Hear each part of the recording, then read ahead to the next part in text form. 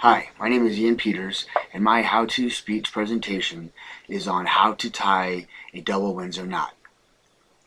I chose this as my how-to speech topic because the double Windsor knot is my personal favorite knot to tie when I wear a tie, and I know most men, unless they have to for work, don't normally wear a suit and tie or a jacket and tie on a daily basis. However, I like to. And the double Windsor knot is a workable knot that is fairly easy to learn. However, it does a lot more for your personal display.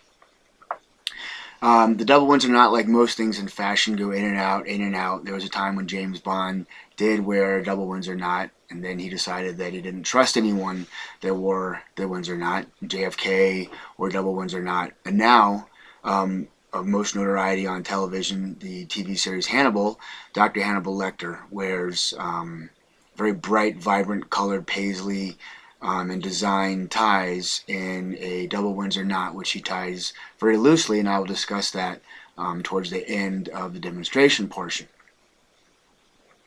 The one thing about the double Windsor knot is it is an attention grabber. It does draw attention, and the ties that work best for the knot are a bit longer than normal ties and a bit wider, and people tend to choose more vibrant colors because it's such a large, overbearing kind of knot.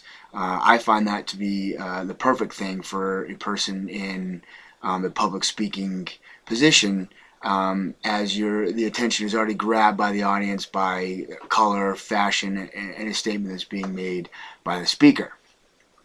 So, to begin, we will first talk about the shirt, and I've chosen a pretty standard blue and white striped dress shirt with a split collar. The split collar is different than your regular dress, Oxford, or button down that comes straight down right about to the collarbone or slightly above. And a split collar, when it's buttoned at the top and the tie comes, leaves a large space for the large double Windsor knot, and the collar hangs outside of it very nicely. One thing I might also recommend to add to your shirt to help with the overall appearance of the knot and the shirt together are additional collar stays. Most dress shirts come with collar stays. I chose to buy these metal, stainless steel, very thin collar stays that go into the collar, and you remove them obviously for cleaning, but because they're metal and not as flexible, they also weigh the collar down and they keep it spread, especially if you're wearing a split neck type collar like the one that I have on. The tie that I have chosen is primarily a red tie, red for power and business, with some blue and white, which matches the shirt, so it should be a nice blend. As you can see, it's a wider tie, a little over 3.5 inches at its widest point before it goes down to its V. So now we'll begin. The first step, and this is personal preference, is to either button the top button of the shirt or not. Sometimes I will, sometimes I won't, and I'll talk about that later at the end of the demonstration portion. And then we have to flip the collar up so that we can work. And we take the tie around our neck, around the back, and bring both ends to the front. Now what we're going to want to do is name the ends of our tie so we know how we're working and you can follow my demonstration. So my left side is going to be the standing end of the tie, and my right side, the longer portion of the tie, is the working end. And I'll stand up real quick so you can see this. So this is my standing end and this is my working end. And depending on how tall you are, I'm about 5'7". I usually bring my standing end for a good knot just about to the center where my solar plexus are in, the point where my rib cage meets in the middle. Alright, now the first thing I'll do is I'll bring my working end over the standing end, forming a cross. I'll bring my working end back around to my left side through the loop that I've caused and bring it down. Alright, now still holding on to the standing end and the gap that and the crossover that I've caused, I'll take my working end and bring it all the way around to the back and back out behind the standing end and back up to where my tie looped around my neck, where I will bring it back down to that side, my right side, directly through it and straight down. So as you can see, what I've created here is a form of a V. I have both sides running around, the loop around my neck, my standing end is directly down the middle, and my working end is behind the loop and the V that I've created right here. I will then bring the tie around to the front of the V, and this is where I'll put my pointer finger on the tie, and this will create the holding strap portion in the lateral front of my tie. And as you can see, that comes around, still with my working end. Now I'm going to bring my working end all the way around from my left side, all the way around and back through over the last parallel with the ground bite that I pushed over the V that I created. And I'm just going to let it lay there. Now I'm going to dress my tie, make sure it's around my collar where I want it. As you can see, it's still rather loose, so I have time for adjustment. And now all I have to do is work with my working end.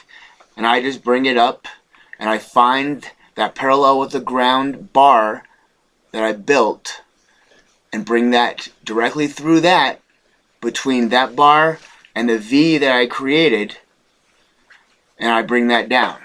Now as you can see, what I should have